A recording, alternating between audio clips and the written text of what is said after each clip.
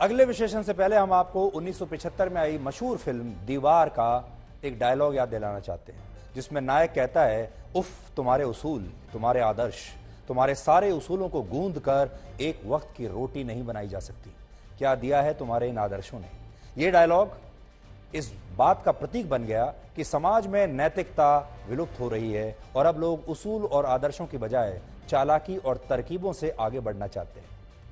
लेकिन आज पुर्तगाल से जो खबर हम आपको बताने वाले हैं, उसे देखकर आप समझ जाएंगे कि नैतिकता और आदर्श आज भी जिंदा है।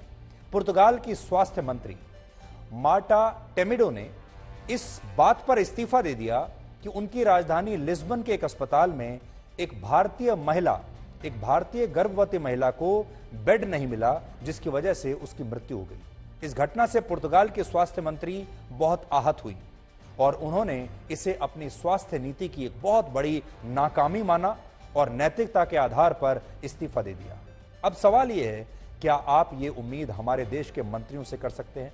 क्योंकि भारत के सिस्टम की नैतिकता बहुत गहरी नींद में सो रही है। हमारे देश में स्वास्थ्य सेवाओं की हालत आप सब जानते हैं। यहाँ प्राइवेट अस्पतालों में इलाज बहुत महंगा है, जिसमें सामान्य व्यक्ति का घर बार तक बिक जाएगा, और सरकारी अस्पतालों में मरीजों की लाइन बहुत लंबी है, जहां नंबर आते आते मरीज मौत के बहुत नजदीक पहुंच जाते हैं। वर्ष 2019 में हमारे देश में 27 लाख लोगों की मौत इलाज की कमी की वजह से हुई थी, लेकिन किसी भी स्वास्थ्य मंत्री और या हेल्थ सेक्रेटरी ने या किसी बड़े अधिकारी ने इन घटनाओं पर कभी इस्तीफा नहीं दिया। अब वो दौर खत्म हो चुका है जब हमारे देश के मंत्री नैतिकता के आधार पर इस्तीफा दे दिया करते थे। 1956 में देश के रेल मंत्री लाल बहादुर शास्त्री ने तमिलनाडु में एक ट्रेन दुर्घटना के बाद इस्तीफा दे दिया था।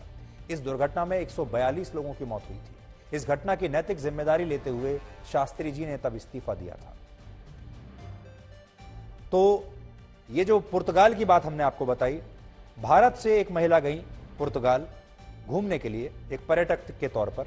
वो महिला गर्भवती थी और उनकी वहां पर तबीयत खराब हो गई और उन्हें अस्पताल में बेड नहीं मिला। फिर दूसरे अस्पताल में ले जाया गया और वहां पर भी उनका इलाज ठीक से नहीं हुआ और उस भारतीय महिला की मृत्यु हो गई। और सोचिए, इस बात पर पुर्तगाल की जो स्वास्थ्य मंत्री हैं, जिनकी तस्वीर आप देख रहे हैं, वो इतनी आहत हुई, इतनी परेशान हुई कि उन्होंने इस्तीफा दे दिया। हमारे यहां हम बात वही कर रहे हैं, जवाबदेही। क्या हमारे देश में जवाबदेही है? अब एक और तस्वीर देखिए। जिस बेंगलुरु को भारत की आईटी कैपिटल कहा जाता है, जो भारत की सिलिकॉन वैली मानी जाती है, उस शहर का हाल आप देखिए। क्या बेंगलुरु की इस हालत के लिए कोई नैतिक जिम्मेदारी लेगा?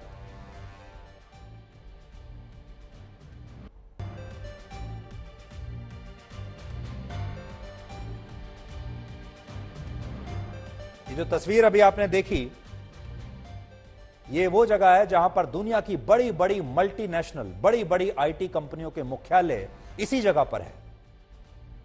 और ये सब कंपनियां यहां पर अपने दफ्तर को इसलिए शिफ्ट करके लाई क्योंकि उन्हें बताया गया था कि ये भारत की आईटी कैपिटल है, ये भारत की सिलिकॉन वैली है और भारत यहीं से सुपर पावर बनेगा।